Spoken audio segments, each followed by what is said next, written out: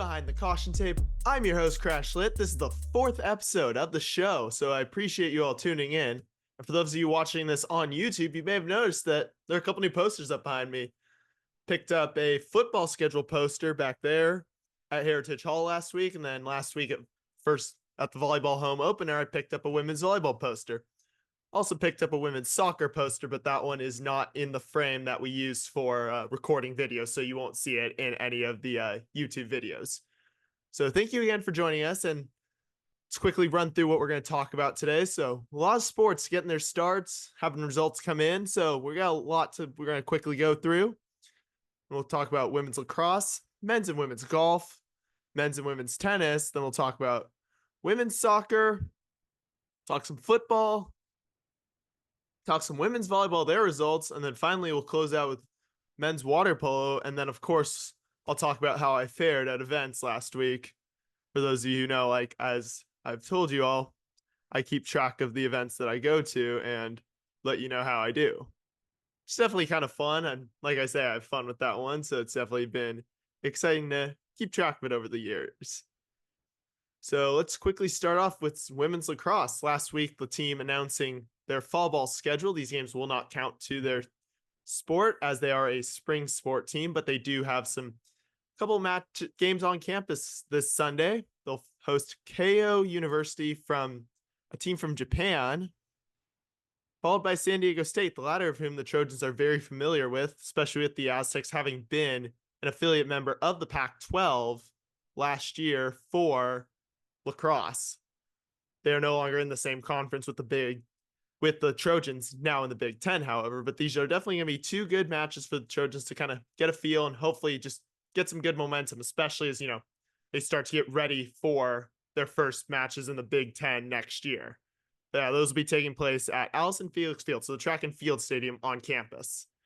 Men's golf took first in the Southern Dunes Invitational in Maricopa, Arizona last week, and this week they'll head out to the Tucker Invitational out in Albuquerque, New Mexico, hosted by the New Mexico Lobos.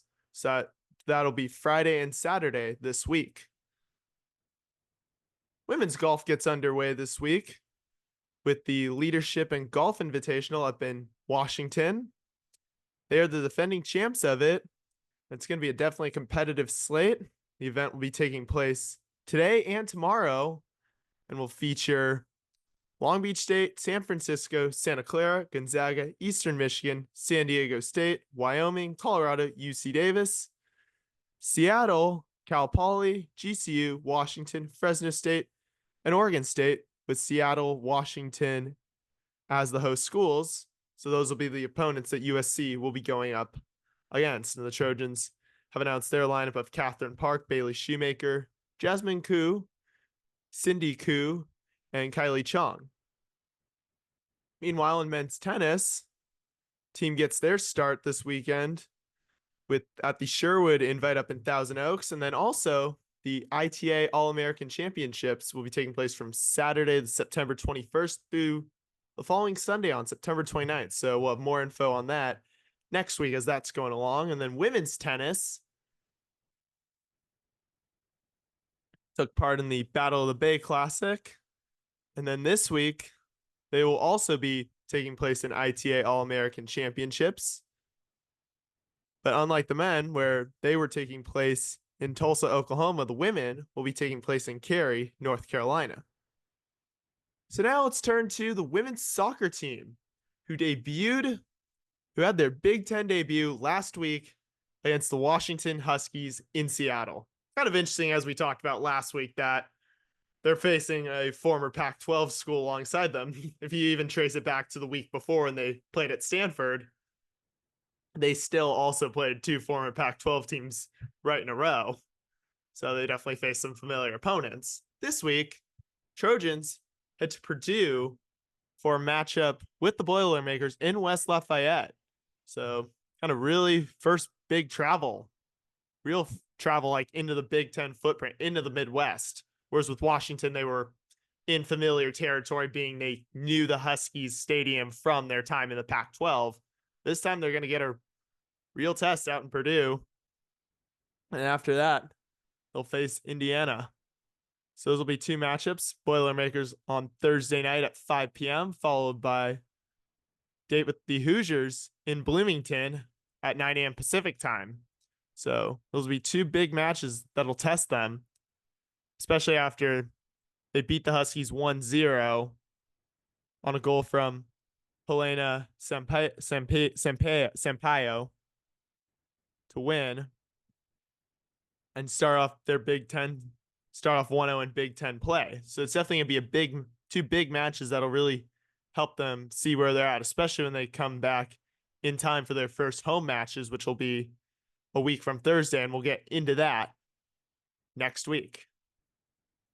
Trojans last week receiving 10 votes in the United Soccer Coaches poll. No updates so far as of now on this week's poll. And so Trojans, as of taping, remain unranked. And now let's turn to football, where after a week off, Trojans will be back in action against the Michigan Wolverines at Michigan Stadium, aka the Big House. This is one that a lot of fans have had circled on their calendars for a long time, ever since the schedule came out. And I think the Trojans have a very good chance of winning this one. And if you think about why, it's really because Michigan hasn't looked too solid, and they're going through a quarterback change this week.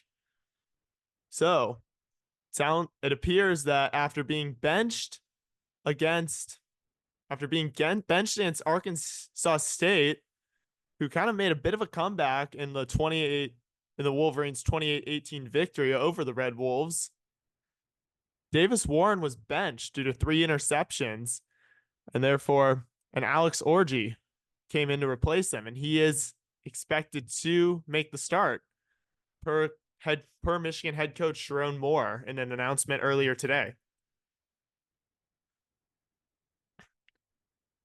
And because of that, it's just a big opportunity to show where it's definitely a good opportunity for the Trojans that they're going to deal with some instability in Michigan. Yes, Jim Harbaugh leaving, JJ McCarthy leaving obviously hurt them, but Michigan's kind of struggling right now, and Trojans need to take advantage. Toughest part, I think, for them, given how they've looked, is going to be just the environment of the Big House. It's the Big House. There's going to be 110,000 fans screaming, and it's one of the toughest places to play in college football, which is going to be exciting, but it's also going to be tough for the Trojans to deal with. But I think the Trojans are going to do well, and I think this is going to be a big matchup that'll really put them in that conversation for the spot in the college football playoff. And frankly, if they win it, they have a good chance of contending for a spot for the Big Ten title and getting a bye into the college football playoff, where they wouldn't have to play that first round game. So it's a big game with big implications for both sides, especially the Trojans. And I think this is a big game to prove that the Trojans belong in the Big Ten. I think obviously with how last year's season went, there was a lot of doubt. This is the game to prove. You've already beaten a good LSU team. You took care of business against Utah State, had that bye week while Michigan had to play, which is another thing that I think is great, is USC just got a bye week while Michigan had to play. So we'll see what happens. And I think obviously Miller Moss needs to continue to play like he's been playing. He's been insane. And also the defense needs to continue to get better. And I think Danton Lynn has been doing a great job. So it's been really fun to watch. And I think overall, it's looking forward to watching this one on TV. I won't be going to the Big House, but I'll definitely be watching this one for sure. So it'll be an exciting game. And I think if you can't go, definitely try to watch it. Trojans also holding steady at 11th in the AP poll after moving up a couple spots after the Utah State win. Holding steady, I mean, considering they didn't play, doesn't really surprise. There weren't too many shakeups ahead of them to where it warranted someone getting dropped deep. Mainly, there were a couple things. I mean, we saw Texas take over Georgia for the number 1 spot, but both teams won. It really came down to just how dominant Texas looked versus how Georgia struggled versus Kentucky. But overall, what didn't surprise me to see the Trojans stay where they were. And now we'll turn to women's volleyball, who came home for the first time this week and had a big home opener against the Pitt Panthers on last Wednesday. It was pretty electric in there. A lot of fans showed up, which was great to see. They had a merch giveaway for a bucket hat. I think it was reversible, whereas one side was red, the other side was black. I didn't get one. As I explained last week, I had class and I probably knew I was going to be running late, which is exactly what happened. I was there about 10 minutes late. I think I got there when it was scores about 5-5. Don't quote me on that. But overall, just say this. I think if, I know I'm running late and know it's a merch night or a big game and I don't get something, that's a good sign because for how many matches I go to, if it means there are other people there, it means it's just better fan environment. And frankly, it was really great to be at. Just great to see so many people show up for this team because I think it's going to be a good team. Like I've said, they're more balanced than they were.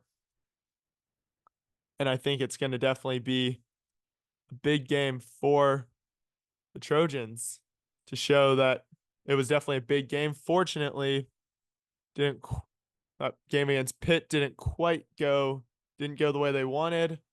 They almost won the first set. That one going 31-29 in favor of Pitt, but the Trojans had their chances. And then after that, they kind of just didn't have that same intensity, and Pitt just went on some crazy serving runs.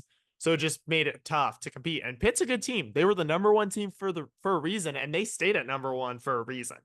So it was definitely a good team they were facing.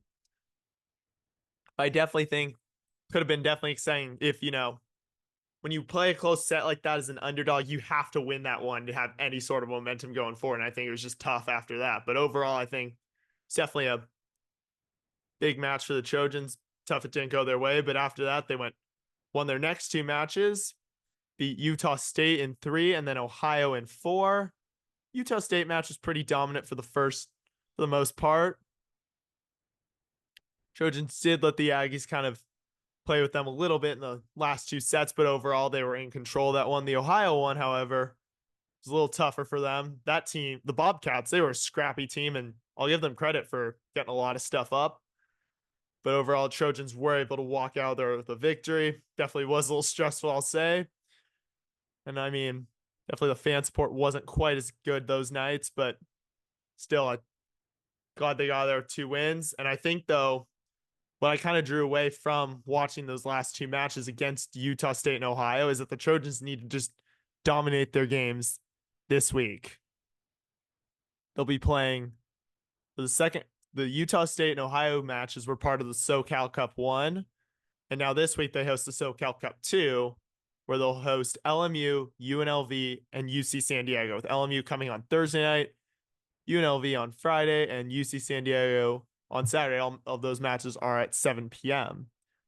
But I think what these matches are going to do is the Trojans just need to just really come out, play with intensity, and just play strong. They got to look solid, go for everything, because after this week, it's Big Ten play, and it is going to be on, especially with your first opponent being Ohio State. So that's going to be a big matchup. The Trojans are going to need to be ready for Big Ten play. So they kind of got 1 week to really just find their groove, get momentum. Hopefully they head into Big Ten play with an 8-2 record. So that'll be pretty good. But then hopefully they can just keep that momentum going into Big Ten play. And I think it's a good thing they start at home before they got 2 days later going to Nebraska. But for this week, they got LMU, UNLV, UC San Diego. I think these are 3 winnable matches, but the Trojans need to just dominate them and take care of business.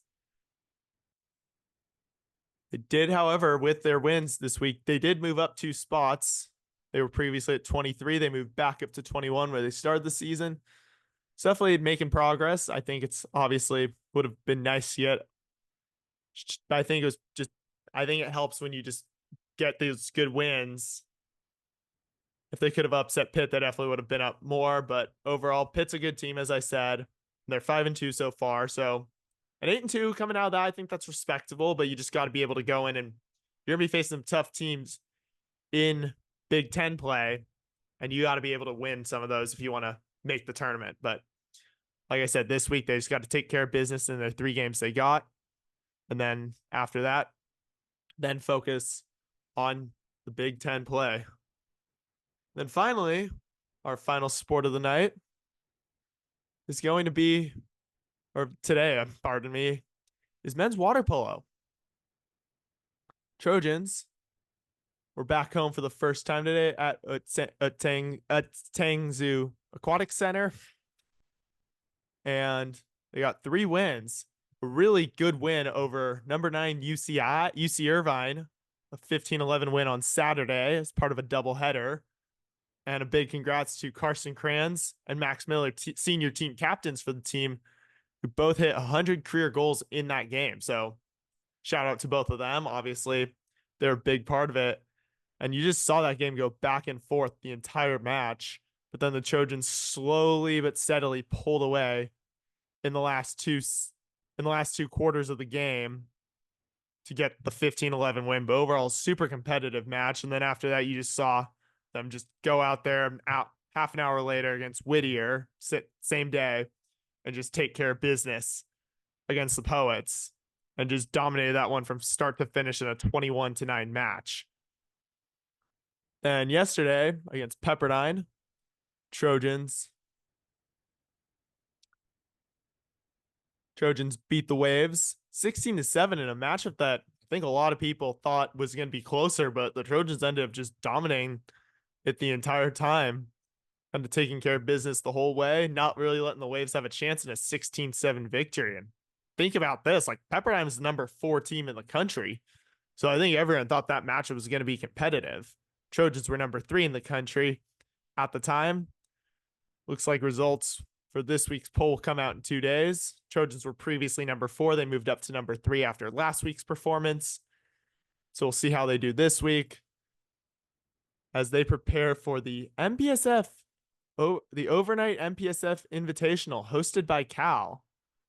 They do not know their schedule yet, but they do know the other opponents that will be taking part in the tournament. So obviously host Cal will be there. UCLA will be there. Stanford are going to be taking part, as well as Princeton, UC Davis, Long Beach State, and UC San Diego. Opponents have not been announced yet. They will likely be announced later this week, so keep an eye on both the Cal website at calbears.com, and also USC's website at usctrojans.com for those games when those are announced. Obviously, Trojans will play first Friday. They'll have 2 games Saturday, and then a final game on Sunday to close it out. So they'll play 4 games this weekend before coming back to host Cal Baptist on the 27th. So that is pretty much everything happening with USC athletics. Now to how I did this week. Last week, I attended 3 women's volleyball matches and the 2 men's water polo games on Saturday. So I attended 5 matches. I went 4-1 on the week. So that improves me to 8-1 on the season with my record, and my overall record now over 4 years. In my 4th year of going to USC events is 220-83. So yeah, and also hit 300 games attended. So that was kind of cool. So yeah, and this week I'll be most likely watching the football game from Rock and Riley's in the USC Village. Then I'll also be attending all 3 of the women's volleyball matches. So that's probably what my sports schedule for the week looks like. So Thursday, Friday, Saturday of those women's volleyball matches, part of the SoCal Cup 2. And then next week, obviously, I'll be back at football when Wisconsin comes through, and we'll talk more about that. So obviously, as I've said, make sure to come say hi to me if you see me at an event. Always love to talk USC sports. I mean, that's why I started this podcast, and it's been really fun to do. Make sure to follow me at CrashLit on all social media platforms to see what is going on. Definitely make sure to subscribe to this podcast either on YouTube or on your preferred streaming service if you're just an audio person like me. But yeah, definitely. And obviously, if for some reason we are not on your preferred podcast site, let me know and I'll see what I can do about distribution. So thank you all for listening to Behind the Caution Tape. I'm your host, CrashLit. Let's have a good week and fight on.